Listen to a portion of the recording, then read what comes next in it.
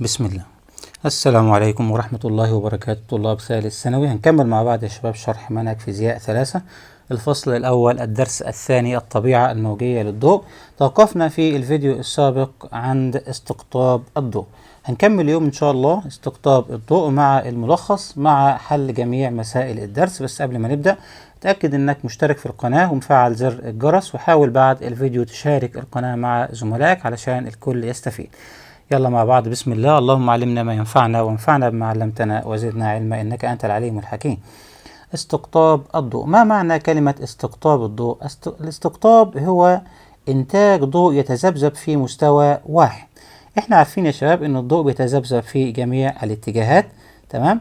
ونحتاج إلى ضوء يتذبذب في مستوى واحد لتخفيض شدة الضوء وللرؤية الواضحة، مثل الاستقطاب بالنظارات الشمسية. طيب كيف يحدث الاستقطاب؟ نرى في هذا المثال الفتحة مستطيلة، تسمى هذه الفتحة محور الاستقطاب، وحبل بيتذبذب في مستوى عمودي، تمام؟ وتوجد أحبال تتذبذب في مستوى أفقي، تسمح هذه الفتحة فقط للحبل الذي يتذبذب في مستوى عمودي أن يعبر من خلالها، أما باقي الأحبال فلا تعبر من خلالها. أما إذا كان محور الاستقطاب أفقيا فإنه لا يسمح بمرور أي حبل يتذبذب في مستوى عمودي، وهذه هي فكرة الاستقطاب. يبقى أنواع الاستقطاب نقدر نقول كده أنواع الاستقطاب. عندنا نوعين: الاستقطاب بالترشيح أو الفلترة اللي هي زي فكرة الحبل، والنوع الثاني الاستقطاب بالانعكاس. نبدأ الأول بالاستقطاب بالترشيح. زي ما اتفقنا يا شباب إن الشق اللي احنا بيمثل الفتحة المستطيلة ديت تسمى، تعالى كده محددها لكم، أما الشق فيعرف ما بمحور الاستقطاب لوسط الاستقطاب. فعندما تكون موجات الحبل موازية للشق تعبر من خلاله، أما عندما تكون الموجات متعامدة من الشق فلا تعبر من خلاله بل تحجب، تمام؟ كذلك أيضا أوساط الاستقطاب الطبيعي بقى، مش الحبل ده، أوساط الاستقطاب اللي بتعمل استقطاب للضوء تتكون من جزيئات طويلة موجود بها إلكترونات تتذبذب. هذه الإلكترونات عندما يعبر الضوء من خلال محور الاستقطاب، إذا كان الضوء يتذبذب في نفس اتجاه تذبذب الإلكترونات، تمام، فلا يسمح له بالعبور بل تمتص الإلكترونات هذه الموجات الضوئية. أما إذا كان الضوء يتذبذب في عمودي على اتجاه تذبذب الإلكترونات، وبالتالي يعبر من خلالها، تمام؟ طيب يبقى احنا دلوقتي يا شباب عندنا وسط استقطاب ومحور استقطاب.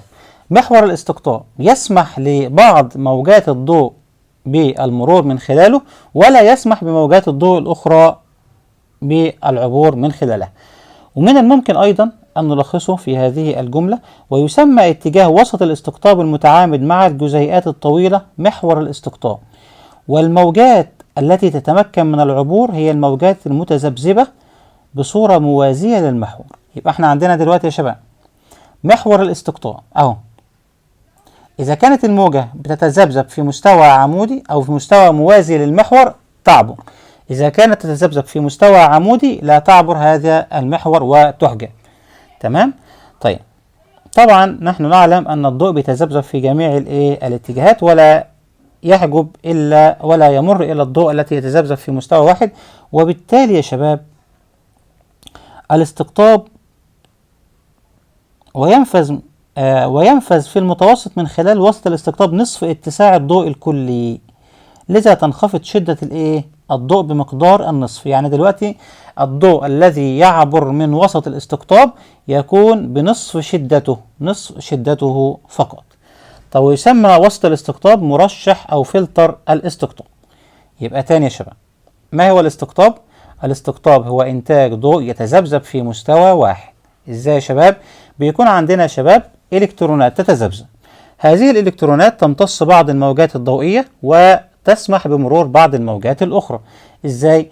إذا كان وسط الاستقطاب متعامد مع الجزيئات، تمام، مع الموجات التي تعبر وسط الاستقطاب فإنها تحجب.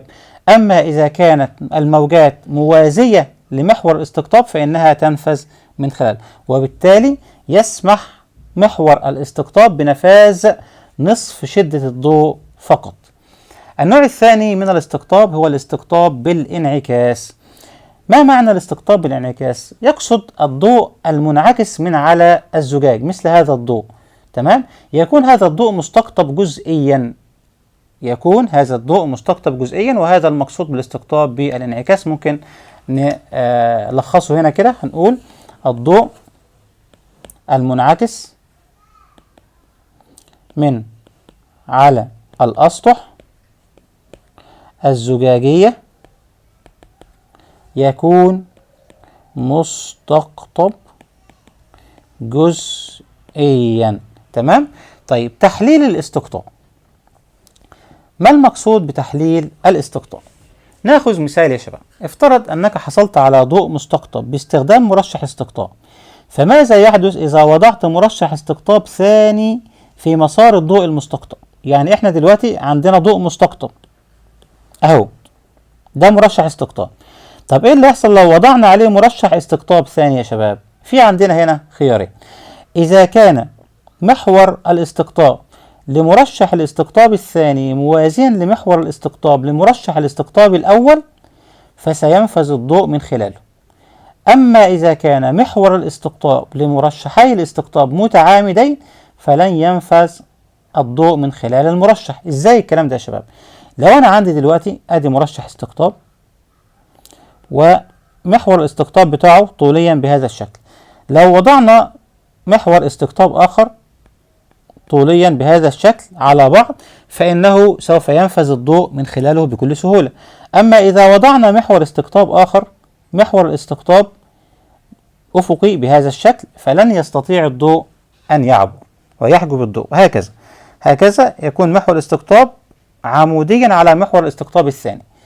طيب، أخذنا من الفكرة ديت قانون مالوس. ما هو قانون مالوس؟ هو قانون يوضح مدى انخفاض شدة الضوء عندما يعبر من خلال مرشح استقطاب ثاني، يسمى قانون مالوس. بيقول لي القانون دهوت، بيقول لي I2 يعني ايه؟ يعني شدة الضوء الخارج من مرشح الاستقطاب الثاني تساوي I1 يعني شدة الضوء الخارج من مرشح الاستقطاب الأول كوزين تربيع سيتا وهي الزاوية المحصورة بين مرشحي الاستقطاب أو محوري الاستقطاب. تمام؟ الكلام ده كله بالتفصيل هتلاقوه موجود في الملخص. يبقى تاني، تحليل الاستقطاب يعني نعرض الضوء الخارج من مرشح استقطاب أول إلى مرشح استقطاب ثاني، فإذا كان متوازيين هكذا، متوازيين زي ده وده يعبر الضوء، أما إذا كان متعامدين زي ده وده لا يعبر الضوء، وبالتالي أخذنا قانون مالوس. طيب، تعالوا نشوفوا سرعة الموجات الضوئية. عرفنا يا شباب قبل كده أن سرعة الموجة الضوئية هي المسافة التي يقطعها الضوء في وحدة الزمن.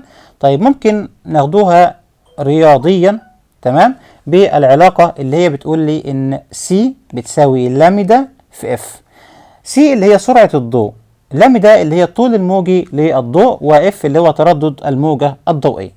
طيب، لماذا نحسب سرعة الضوء؟ سرعة الضوء أولا هي سرعة ثابتة في الفراغ، ونستطيع حسابها باستخدام أجهزة الليزر. كذلك نستطيع بأجهزة الليزر حساب تردد الضوء بدقة، ولكن المشكلة تكون في حساب التردد للضوء، حساب قصدي الطول الموجي للضوء. وبالتالي إذا كانت سرعة الضوء مقدار ثابت 3 في 10 أس 8 وتردد الضوء نستطيع حسابه من خلال أجهزة الليزر، نستطيع تعويض بالقانون. القانون يا شباب اهوت بيقول لي ان سرعة الضوء سي بتساوي الطول الموجي في التردد. اذا الطول الموجي لو احنا محتاجين نحسب الطول الموجي هيساوي ايه يا شباب؟ هيساوي سرعة الضوء مقسومة على التردد. يبقى نقدر نلخص الكلمتين دولت، الجزء ده كله نقدر نلخصه في الجملتين دولت. هنقول سرعة الضوء في الفراغ ثابتة، فإذا كان تردد الضوء معلوم. طبعا معلوم منين؟ من خلال الأجهزة الليزر الحديثة. يمكننا حساب تردد أو الطول الموجي للضوء بدقة بالتعويض في القانون، اللي هو بيقول لي يا شباب، اللي هو بيقول لي اللامدا بتساوي سي على اف اللي هو التردد. طيب تعالوا بقى يا شباب، الحركة النسبية للضوء. ما المقصود بالحركة النسبية للضوء؟ يعني مثلا لو أنا عندي مصدر ضوء ومراقب، هل هما يتحركان في اتجاه بعضهما أو يتحركان مبتعدين عن بعضهما أو يتحركان بزاوية؟ فلا بد من معرفة السرعة المتجهة لمصدر الضوء والمراقب، وبالتالي يسمى مقدار الفرق بين السرعتين المتجهتين لكل من المصدر والمراقب بالسرعة النسبية. يبقى ما هي السرعة النسبية؟ هي مقدار الفرق بين السرعتين المتجهتين لكل من المصدر والمراقب. طب ما هي العوامل المؤثرة في تأثير دوبلر؟ هي مركبة السرعتين المتجهتين. طيب تعالوا بقى يا شباب ناخد الجزء المهم. نقدر نحسب من خلال معرفة السرعة النسبية حاجتين. الحاجة الأولى هي تردد الضوء المراقب. يعني تردد الضوء المراقب؟ أنا عندي دلوقتي ضوء قادم من الفضاء، وأنا مراقب على الأرض، أو أنا مثلا مراقب في مركبة فضائية، فنحن الاثنين متحركين. نستطيع أن نحسب السرعة النسبية بيننا، حسبناها. بعد ما نحسبها نقدر نحسب التردد الضوء الذي سوف يصل لنا. يبقى تردد الضوء المراقب اللي هو اف المراقب، يعني الضوء الذي او تردد الموجة الضوئية الذي يقيسها المراقب تساوي ايه؟ تساوي التردد الاصلي اللي هو اف مضروبة في واحد موجب او ناقص في على سي. ما هي في على سي؟ يعني السرعة النسبية الى سرعة الضوء. طيب ده برضو انا ملخصه، يعني موضحه جامد في الملخص، يعني معلش افهموها هنا وبعدين نروح للملخص هتلاقي الموضوع بقى اسهل، واشرح لكم برضو على الملخص. يعني ايه يا شباب؟ يعني التردد اللي انا هقيسه بتاع الايه؟ التردد المراقب. التردد المراقب بيساوي التردد الاصلي بتاع الضوء اللي كان خارج من المصدر بتاعه، خارج مثلا من مجرة معينة، مضروب في واحد موجب او ناقص في السرعة النسبية على سرعة الضوء. طب يعني ايه موجب او ناقص؟ اذا كان المراقب يتحرك المراقب ومصدر الضوء في اتجاه الاخر يكون جمع، يعني ناخد الموجب، يعني نقول اف بيساوي اف مراقب بيساوي اف في واحد زائد في على سي. تمام؟ ده امتى؟ اذا كان الجسم او المصدر، بلاش الجسم، المصدر والمراقب في اتجاه بعضهما. اما اذا كان يبتعدان عن بعضهما فيكون واحد ناقص في على سي. يعني نقدر نلخص بكل بساطة ان اذا كان مصدر الضوء والمراقب يتحركان في اتجاه بعضهما يزداد التردد، يزداد تردد موجة الضوء. أما إذا كان يتحركان مبتعدين عن بعضهما يقل التردد، يقل التردد. طيب ده بالنسبة للتردد. طب انزياح دوبلر. انزياح دوبلر نقدر من خلاله ان احنا نحسب الطول الموجي للضوء المراقب. فبيقول لي ان لامدا المراقب ناقص لامدا اللي هي الاصليه بتاعه الضوء بتساوي دلتا لامدا، ده الفرق في الطول الموجي، بيساوي موجب او سالب في على سي ضرب لامدا. يعني ايه الكلام ده يا شباب؟ يعني اذا كان المراقب والمصدر الضوئي يبتعدان يزداد الطول الموجي، يزداد الطول الموجي. تمام؟ ناخذ الايه؟ الموجب. اما اذا كان يقتربان يقل الطول الموجي، ناخذ السالب. تمام؟ يبقى احنا عندنا دلوقتي دلتا لامدا بتساوي موجب في على سي في لامدا. امتى؟ اذا كان يبتعدان. يعني المصدر الضوئي والمراقب يبتعدان عن بعضهم، وهنقول ان دلتا لامدا بتساوي سالب في على سي في لامدا إذا كان يقتربان. يعني يقتربان يعني المصدر الضوئي والمراقب يقتربان من بعضهم. طب إذا كان يبتعدان الطول الموجي هيزداد. طب لما الطول الموجي يزداد يزاحي الضوء نحو الأحمر. احنا عارفين ان الأحمر هو أكبر طول موجي، تمام، والأزرق هو أقل طول موجي والبنفسجي. طيب أخدنا من الكلام ده إيه بقى يا شباب؟ يعني ممكن نلخص الكلمات، بس أنا ملخصهم في نهاية الفيديو، فمش مستاهل إن أنا أكتب تاني. خدنا من الكلام ده إيه يا شباب؟ إن إحنا نقدر نحسب هل المجرات تقترب من الأرض أم تبتعد عن الأرض. بعدما لاحظنا أو بعدما تم تحليل الطول الموجي للضوء القادم من المجرات، اكتشفنا أن الضوء مزاح ناحية الأحمر، ناحية اللون الايه؟ الأحمر، ناحية اللون الأحمر أهو. وبالتالي استنتجنا أن المجرات تتحرك في اتجاه مبتعدة عن الأرض. أما إذا كان الضوء مزاح نحو الأزرق تكون المجرات تقترب من الأرض، ولكننا اكتشفنا أنه مزاح باتجاه الايه؟ الأحمر. يبقى احنا عندنا دلوقتي الكلمتين دولت تأثير دوبلر، نقدر ان احنا نحسب الضوء، تردد الضوء القادم من الفضاء. إذا كان المصدر والمراقب يقتربان من بعض يزداد التردد، المصدر والمراقب يبتعدان عن بعض يقل التردد. كذلك الطول الموجي، إذا كان المصدر والمراقب يقتربان من بعض يقل الطول الموجي، يبتعدان عن بعض يزداد الطول الموجي. تعالوا بقى ناخد الأمثلة يا شباب، المسائل، بس المسائل ده أنا حطيتها لكم في الملخص. تعالوا نجيب الملخص كده، يعني هيوضح أكتر من الشرح ده، زائد المسائل أنا جايبها في الملخص. الاستقطاب هو إنتاج ضوء يتذبذب في مستوى واحد. أنواع الاستقطاب، عندنا نوعين من الاستقطاب: الاستقطاب بالترشيح الفلترة، حيث يسمح للموجات المتذبذبة بصورة موازية لمحور الاستقطاب بالعبور، وعدم عبور الموجات الأخرى التي تتذبذب في مستوى عمودي على محور الاستقطاب. طب الاستقطاب بالانعكاس هو يكون الضوء المنعكس من على الأسطح الزجاجية مستقطب جزئيا. تحليل الاستقطاب: إذا تم وضع مرشح استقطاب في مسار الضوء المستقطب، فإذا كان محور الاستقطاب لمرشح الاستقطاب الثاني موازيا لمحور الاستقطاب لمرشح الاستقطاب الأول فسينفذ الضوء من خلاله. وإذا كان المحورين متعامدين فلن ينفذ الضوء. قانون مالوس يوضح مدى انخفاض شدة الضوء عندما يعبر الضوء من خلال مرشح استقطاب ثاني.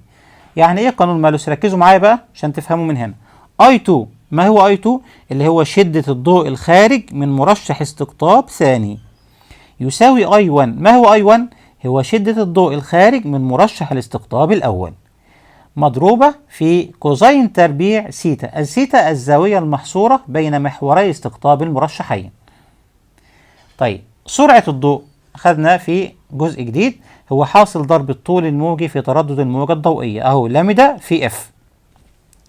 سرعة الضوء في الفراغ ثابتة، فإذا كان تردد الموجة الضوئية معروف باستخدام إيه؟ باستخدام أجهزة الليزر الحديثة، يمكننا حساب الطول الموجي بدقة بالتعويض في العلاقة لامدا بتساوي سي على اف. ما هي السرعة النسبية للضوء؟ السرعة النسبية للضوء هي مقدار الفرق بين السرعتين المتجهتين لكل من المصدر والمراقب. طيب تأثير دوبلر: تردد الضوء المراقب بيساوي التردد الحقيقي مضروب في واحد موجب أو سالب السرعة النسبية على سرعة الضوء. امتى استخدم موجب؟ إذا كان المصدر والمراقب يتحركان في اتجاه بعضهما. امتى استخدم السالب؟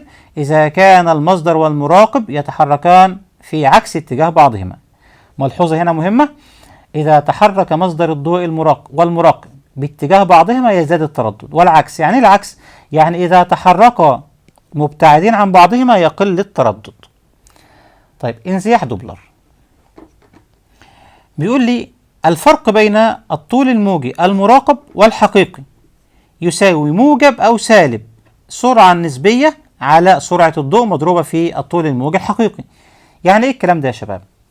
يعني تكون دلتا واي أو دلتا لامدا معلش موجبة إذا تحرك المصدر والمراقب مبتعدين عن بعضهما، ناخده الاتجاه الموجب ده، فيزداد الطول الموجي للضوء المراقب ويزاحي الضوء نحو الأحمر.